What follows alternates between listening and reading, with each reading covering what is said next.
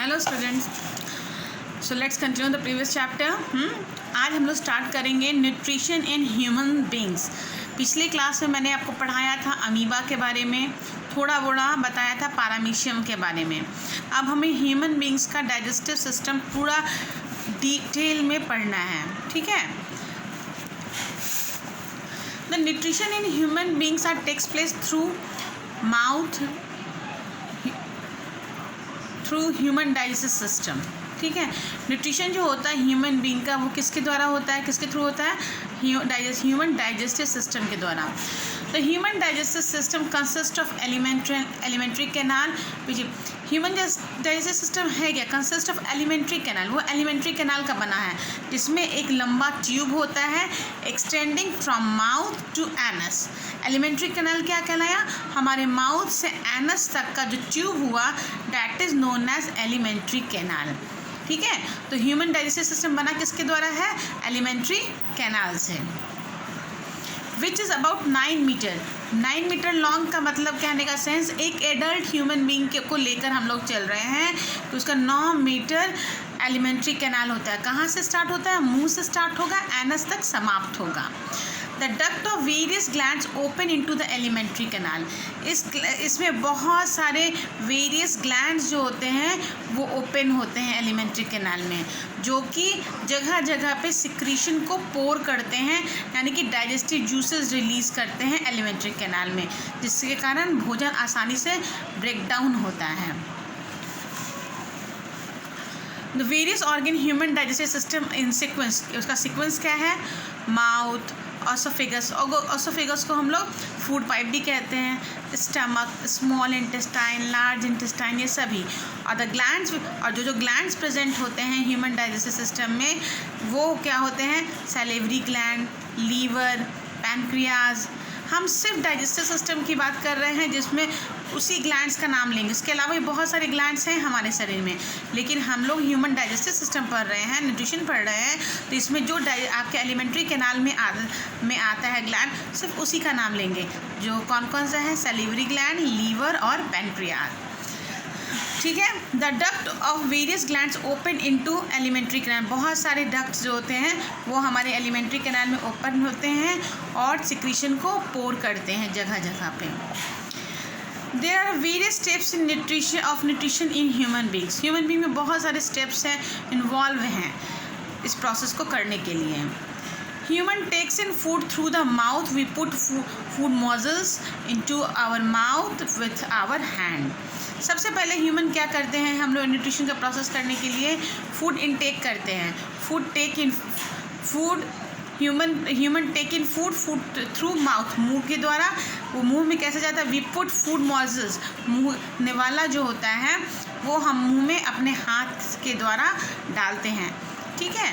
The digestion of food begin in the mouth itself. हमारे मुंह से ही भोजन का डाइजेशन का प्रोसेस होना स्टार्ट होता है।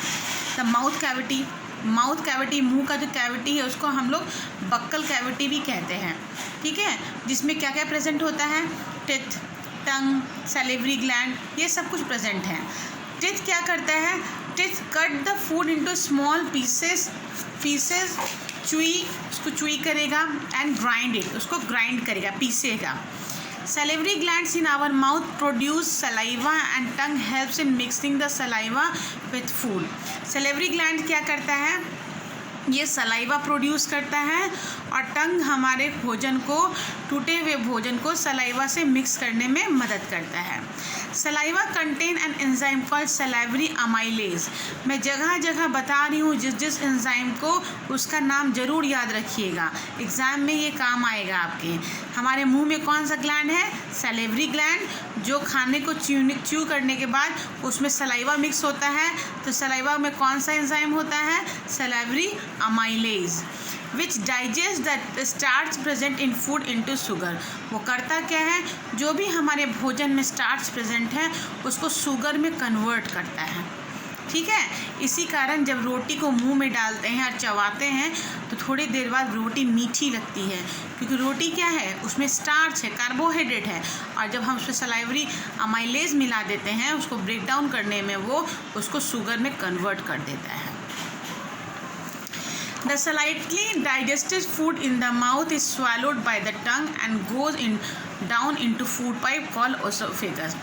तो ये स्लाइटली जो फूड हमारा उसमें अमाइलेज मिक्स हो गया, वो चूई हो गया, थोड़ा स्लिपरी हो जाता है, जिसके कारण वो आसानी से हमारे एसोफेगस यानी फूड पाइप में नीचे की ओर सड़क जाता है, स्वालो कर जाते हैं, हम लोग उसको निगल जाते हैं.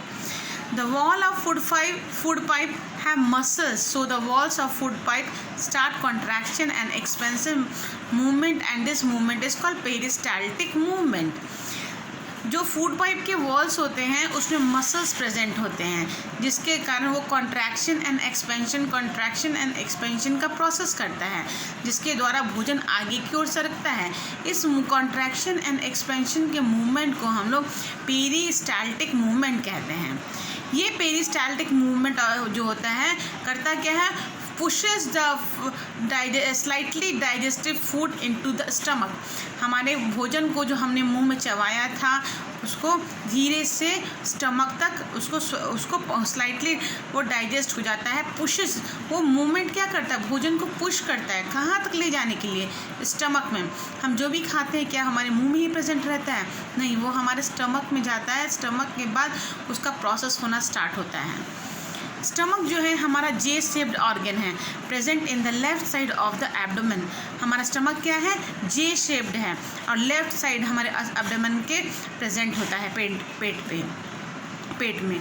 The food is chewed in the stomach for about 3 to 4 hours, which make the food into smaller pieces and form a semi-solid paste. जब वो फूड पहुंच जाता है तो वो बैग लाइक स्ट्रक्चर भी मूवमेंट करता है, जिसके कारण फूड उसमें चूर्ण होता है और बारीक पीस जाता है छोटे छोटे पीसेज में, और उसको सेमी सॉलिड पेस्ट के रूप में वो कन्वर्ट हो जाता है. The stomach wall contains 3 tubular glands which secretes gastric juices. Stomach का जो वॉल होता है वो भोजन को कैसे तोड़ पाएगा, तो उसमें 3 तरह के ग्लैंड्स प्रेजेंट होते हैं.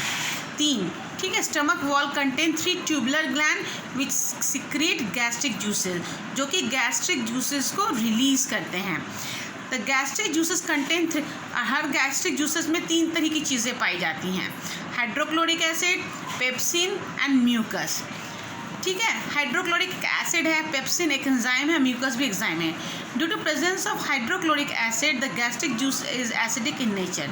हाइड्रोक्लोरिक एसिड प्रेजेंट होने के कारण जो भी भोजन होगा वो एसिडिक हो जाएगा, क्योंकि HCl प्रेजेंट होने के कारण गैस्ट्रिक जूसेस भी एसिडिक हो गया, तो भोजन में मिलेगा तो वो एसिडिक हो गया.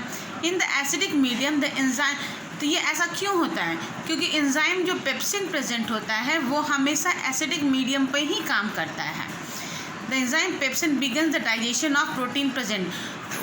और पेप्सिन क्यों काम करेगा, क्योंकि प्रोटीन के मॉलिक्यूल्स को तोड़ने के लिए पेप्सिन एंजाइम ही रिस्पॉन्सिबल है, तो इसीलिए भोजन को एसिडिक होना पड़ेगा.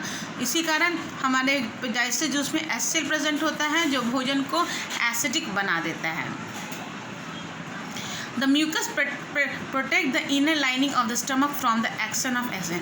अब म्यूकस क्या करता है, प्रोटेक्ट करता है स्टमक के वॉल को, क्योंकि एसिड है तो ओबियसली अगर एसिड प्रेजेंट है तो हमारे स्टमक के वॉल को भी इरोडेड कर देगा. तो इससे बचाने के लिए म्यूकस का एक लेयर हमारे स्टमक के पूरे वॉल में घिरा रहता है अंदर की ओर, जिससे एसिड का असर कम होता है. आज के लिए इतना ही, अगले दिन